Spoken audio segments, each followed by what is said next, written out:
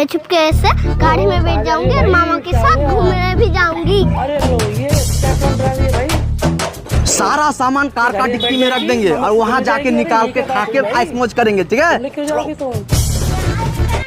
हम भी तो ये चाहती हूँ मामा। ला भाई, तू डिक्की खोल, मैं रख देता हूँ। भाई बोलो मामा। अरे इसमें या भाई, अरे ये 2 गिर गए, मैं रख देता हूँ। हो गया। पार्टी बनाने जा रहे हैं क्या? कहीं पार्टी बनाने जा रहे हैं भाई? आप डायरेक्ट कार जाके दार्जिलिंग में ही रुकेंगे, इधर उधर नहीं, ठीक है? चल जल्दी बस। मुझे सिखा रही है। अरे भाई ये क्या हो गया यार? देखा तो पिटाई नहीं। मामा को ओहो पता ही भाई नहीं साहब, है मजा आ गया मैं देख कार में के। बैठी हूँ। अरे ये क्या चल रहा अरे है भाई, भाई? जितना भी पैसा खर्चा हुआ ना दार्जिलिंग से सारा पैसा वो सब करके आना, ठीक है ना? अरे भाई टेंशन क्यों लेते भाई, वहाँ जगह 3-4 लौंडिया पटा लेंगे भाई। अरे मामा बहुत गर्मी लग रही है, एसी चालू करो। अरे